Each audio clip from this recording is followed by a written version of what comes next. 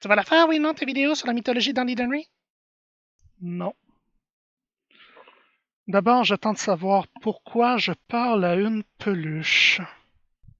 C'est peut-être parce que 3 mois d'isolement t'ont rendu complètement fou. Ah ouais, c'est pas fou. Salut tout le monde, c'est Vincent Dulion et aujourd'hui on va continuer sur notre lancée, la mythologie d'Andy Henry. Au premier épisode, on avait pris la peine d'écarter quelques erreurs de conception par rapport à ce qu'est la mythologie, et si on a une chose à en retenir comme leçon, c'est d'aller consulter les sources autant que possible, et idéalement les sources primaires. Eh bien, c'est ce qu'on va faire aujourd'hui, on va s'intéresser aux sources.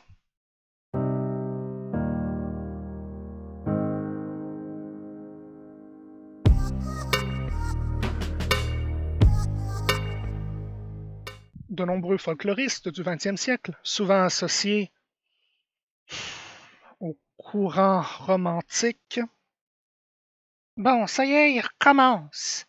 Bref, ces folkloristes étaient convaincus que l'on pouvait retrouver dans l'héritage mythologique scandinave le socle, en grande partie intact, des anciennes croyances et pratiques religieuses germaniques. Si l'idée même d'une homogénéité, d'une unité culturelle des peuples germaniques de l'Antiquité ou du Moyen Âge est depuis longtemps écartée par les archéologues et les historiens, l'idée mérite quand même notre attention parce que de toutes les sources qui nous sont restées sur la mythologie de ces peuples-là, les mieux préservées sont les sources norroises, et en particulier les sources norroises tardives. On peut alors se demander à quel point les mythes qui nous sont restés et les histoires que l'on a sur les dieux, la mythologie, nous offrent une bonne représentation de ce que pouvaient être les croyances et les coutumes religieuses des peuples scandinaves des époques pré-chrétiennes. Pour trouver la réponse à cette question, il faut d'abord s'intéresser à ce qui nous est resté comme trace. Et si de nombreuses inscriptions, représentations et traces topographiques font mention des dieux, en termes de récits, de mythes, en termes de textes, la collection est très limitée. Il y a l'Edda poétique, un ensemble de poèmes mythologiques et épiques en vieux norrois, vraisemblablement issus de la poésie skaldique, soit d'une culture orale, puis compilés plus tard en plusieurs collections qui ne contiennent pas toujours les mêmes poèmes les uns les autres. Un des plus complets, et donc des plus cités, est celle comprise dans le Codex Regius, datant du XIIIe siècle.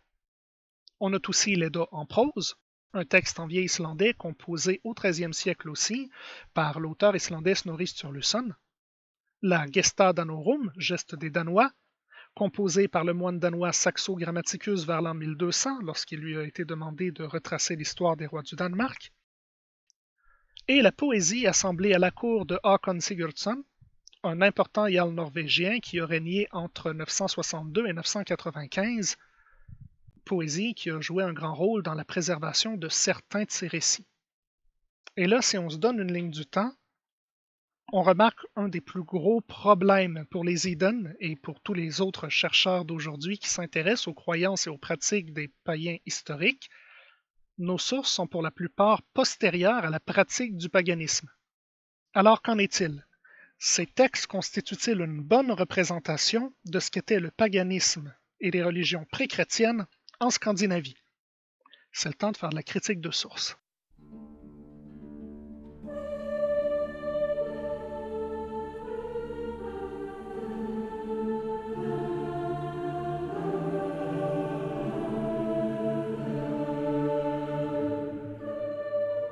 Une des premières critiques que les chercheurs, comme les Eden un peu sérieux, font des sources médiévales norroises, c'est que ce sont des sources chrétiennes, et écrites par des chrétiens avec une vision du monde chrétienne. Pour donner un exemple de comment cette identité chrétienne a pu affecter la mythologie norroise, on va prendre l'exemple de l'Edda en prose de Snorri Sturluson. Snorri Sturluson était un auteur islandais qui a écrit dans les années 1200.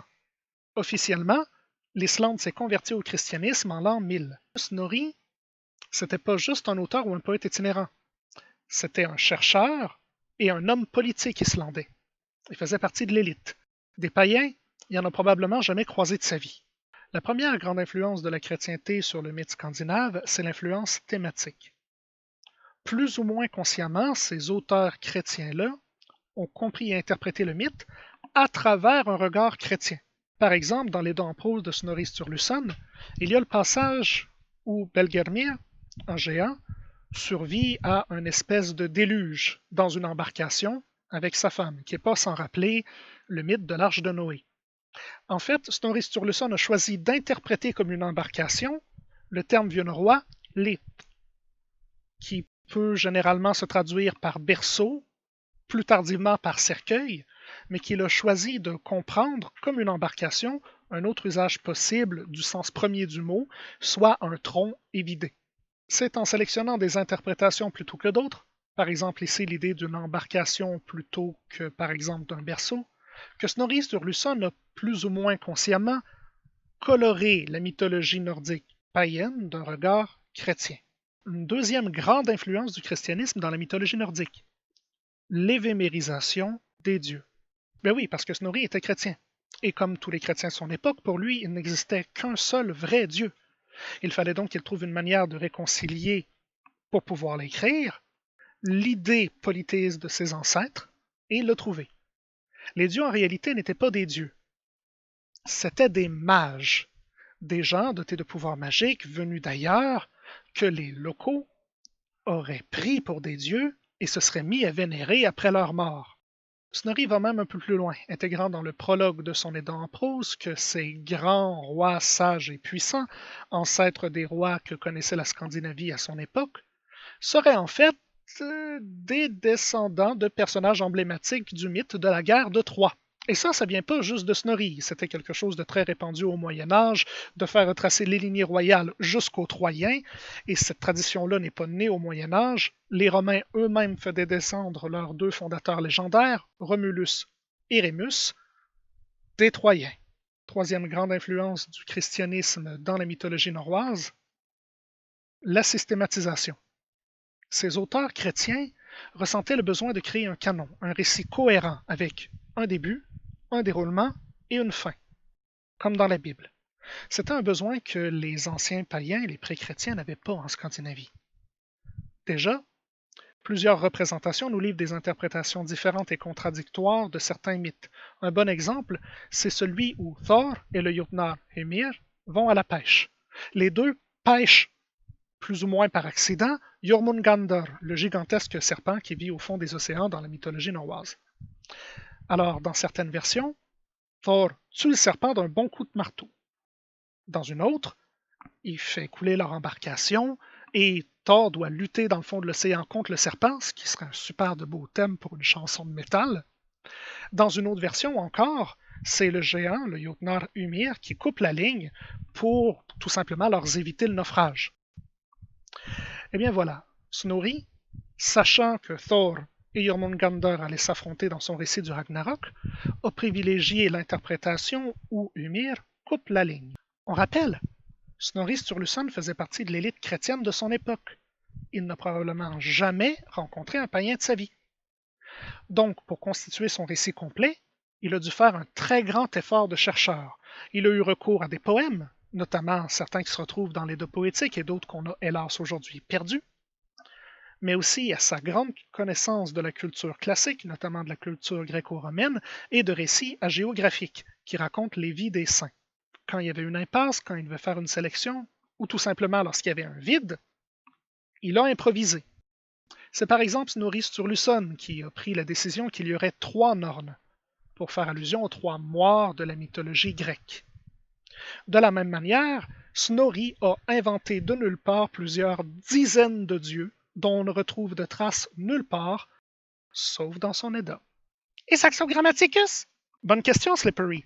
C'est pire. Oui, parce que Sturluson, d'accord, c'est un auteur chrétien, oui, il avait un regard chrétien sur les mythologies païennes, oui, il a évémérisé les dieux, mais il voulait vraiment nous parler des dieux, parce qu'il voulait vraiment nous parler de poésie scaldique. Il a donc traité le matériel avec un certain respect et les dieux étaient des figures plutôt épiques. Mais Saxo Grammaticus, ça le faisait vraiment chier de parler d'eux. Il le faisait parce qu'il devait expliquer les mythes de l'origine des lignées royales danoises. Mais il s'est pas gêné pour nous le faire sentir. Le traitement est très différent. Déjà, non seulement c'est des mages, hein, et oui, ils viennent des Troyens, mais les dieux, c'est en fait de grands et sombres manipulateurs, des escrocs, des arnaqueurs. violent, sournois, vil, sans aucune noblesse. Il va même jusqu'à les parodier. Par exemple, le moment où Odin se fait remplacer par un demi lui-même à moitié vampire. Bienvenue chez Saxo Grammaticus. Pour les deux autres, je veux dire, la poésie skaldique, c'était païen? Oui? T'as raison, Slippery. Ce qui nous amène à notre deuxième critique de source.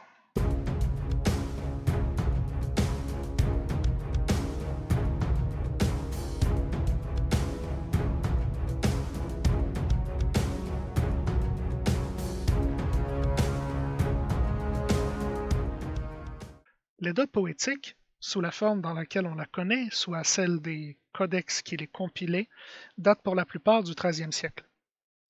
On peut dire que les formes tardives du poème, même si elles n'évémérisent pas les dieux, sont néanmoins empreintes d'une compréhension chrétienne du monde qui déteint sur les mythes, comme chez Sturluson ou Saxo Grammaticus. Toutefois, quand on observe la forme linguistique et littéraire de certains de ces poèmes, on se rend compte que plusieurs datent probablement d'époques plus reculées. Ces poèmes-là sont bel et bien païens, ou du moins ils l'étaient avant que des siècles de transmission orale leur donnent la forme dans laquelle on la connaît dans les codex. Sont-ils quand même une bonne représentation des croyances et pratiques scandinaves pré-chrétiennes? Eh bien oui et non. Depuis déjà l'âge de Wendel se forme chez les tribus germaniques du Nord une aristocratie guerrière formée de chefs de guerre et de leur suite de guerriers de métier qui s'impose de plus en plus dans le territoire, délogeant l'autorité des anciens Thing, des anciennes assemblées tribales. Le Grand Hall était le centre de la socialité de cette aristocratie. C'était dans ces grands halls que ces chefs guerriers distribuaient leurs richesses dans le but de s'assurer la loyauté de leurs fidèles. Et c'est dans ce contexte-là que les skalds faisaient leur performance. La poésie skaldique, c'était la poésie des grands halls, des chefs et de leurs guerriers. C'était une poésie à destination de l'aristocratie et qui reflétait donc des soucis aristocratiques. Sauf que là, on dirait qu'il va pleuvoir. Je vais arrêter ça pour ce soir et je vous retrouve demain.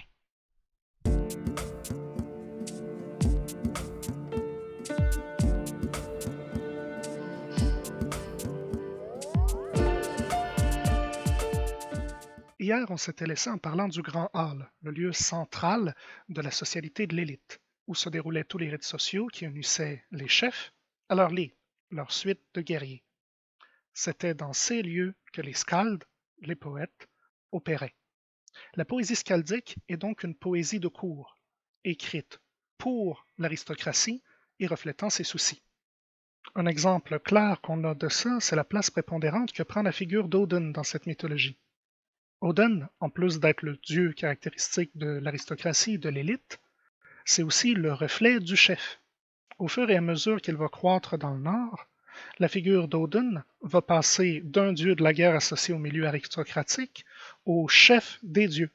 Et un peu comme le chef est le père symbolique de sa livre, il va devenir le Allfather, le chef de tous les dieux, le père de tous les dieux. Le Valhall, ce monde des morts réservé aux guerriers et à l'élite, qui va prendre de plus en plus d'importance vers l'âge du fer tardif et durant l'ère viking, eh bien, ça peut être vu comme une transposition dans le monde des morts et dans le monde des dieux du Grand Hall. Au fur et à mesure que cette élite guerrière et à forte dominance masculine étendait son influence et son pouvoir, Odin s'est mis à absorber des propriétés et des rôles qui appartenaient préalablement à d'autres divinités. C'est ainsi qu'Odin a arrêté de se cantonner au monde de la guerre et de la vie sociale de l'élite pour commencer à aller affecter, toucher d'autres milieux, notamment celui du savoir et de la magie. À travers la vénération d'Odin, ces chefs importants et ces petits rois en pleine émergence n'avaient plus besoin de dépendre des augures, des prophéties et des tabous des communautés locales et tribales.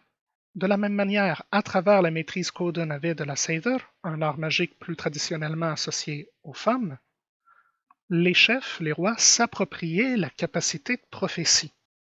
Durant l'ère viking, Odin n'est plus qu'une représentation de l'identité et de la supériorité de l'élite, mais aussi une force qui légitimise les pouvoirs royaux en émergence. La poésie skaldique, qu'il s'agisse des poèmes les plus anciens de l'Éda poétique ou des épiques de la cour du roi Hakon, reste donc une poésie aristocratique, centrée autour de l'élite et qui raconte son histoire à elle. Elle ne peut donc pas être comprise comme représentative de ce qu'était le paganisme nordique dans son ensemble. Parce qu'il faut se souvenir, la majorité des païens, c'était pas les rois, c'était pas les chefs et c'était pas les membres des lides. C'était, pour la majorité, les pêcheurs, les agriculteurs, les artisans, c'était la population.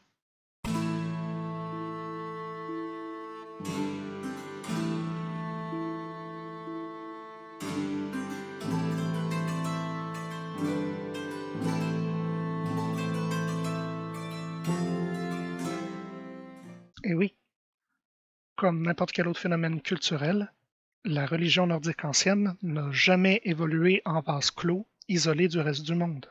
Pour citer Régis Boyer, rien n'est plus impur que la religion nordique dans l'état dans lequel nous la connaissons, en strates successives. Le temps y a déposé des apports de civilisations nombreuses, à jamais enfouis dans la mémoire, et ce sont des clercs chrétiens qui ont consigné la plupart des textes dont nous disposons.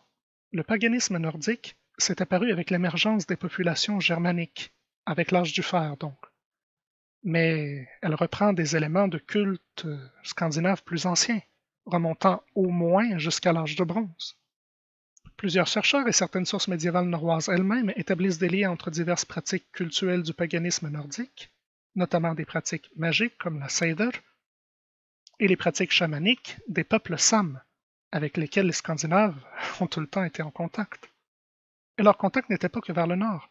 Des chercheurs comme l'historien suédois Anders Wenroth nous rappellent que les Scandinaves étaient en contact avec le monde méditerranéen depuis très longtemps.